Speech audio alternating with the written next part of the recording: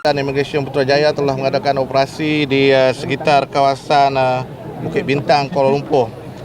Sebenarnya bersamaan dengan kota yang diluluskan atau tidak. মালয়েশিয়ার অন্যতম পর্যটন কেন্দ্র বুকিত বিন্তাংয়ে এক বিশেষ অভিযান চালিয়েছে ইমিগ্রেশন বিভাগ। মঙ্গলবার সন্ধ্যায় একটি ভবনে অভিযান চালিয়ে বিভিন্ন অপরাধে বাংলাদেশি সহ ৭৭০ জন বিদেশি নাগরিককে আটক করা হয়েছে। ইমিগ্রেশন বিভাগের চালানো বিশেষ অভিযানে বেশ কয়েকটি অভিযোগে বাংলাদেশি সহ বিদেশি নাগরিকদের আটক করা হয়। দেশটির এনফোর্সমেন্ট ডিভিশনের পরিচালক বাসরি ওথমান জানান, এই বিশেষ অভিযানটি জনসাধারণের অভিযোগের ভিত্তিতে এবং গোয়েন্দা তথ্যের উপর ভিত্তি করে পরিচালনা করা হয়। এতে পুত্রজায়ার ইমিগ্রেশন বিভাগের ১০৬ জন কর্মকর্তা অংশ নেন। এক ব্যক্তি যিনি প্রাথমিকভাবে নিজেকে শুধুমাত্র পর্যটক হিসেবে দাবি করেছিলেন, তিনি তল্লাশির সময় কর্মকর্তাদের বাধা দেন এবং দুর্ব্যবহার করেন।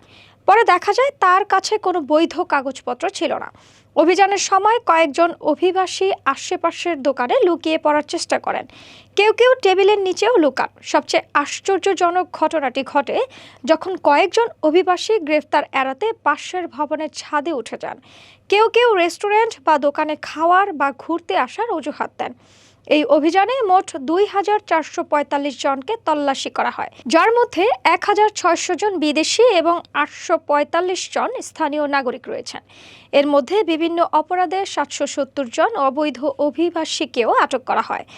আটককৃতদের সবার বয়স ২১ থেকে ৬৫ বছরের মধ্যে।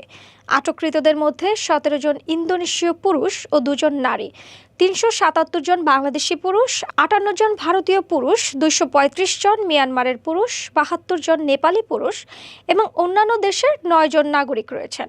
তাদের বিরুদ্ধে বৈধ কাগজপত্র না থাকা, ভিসার মেয়াদ উত্তীর্ণ হওয়া, নকল পরিচয়পত্র ব্যবহার করা এবং অন্যান্য ইমিগ্রেশন আইন লঙ্ঘনের অভিযোগ আনা হয়েছে। বাসরি ওথমান জানান, প্রাথমিক তদন্তে দেখা গেছে আটককৃতদের বেশিরভাগই নির্মাণ প্রকল্পে কাজ করেন এবং তাদের নিয়োগকর্তারা তাদের থাকার জন্য বাসা ভাড়া করে দিয়েছেন। আটককৃতদের প্রাথমিক যাচাই বাছাইয়ের জন্য পুত্রজায়া ইমিগ্রেশনে নিয়ে যাওয়া হয়েছে এবং লেংগেং ডিটেনশন ডিপোতে রাখা হবে বলেও জানা গেছে।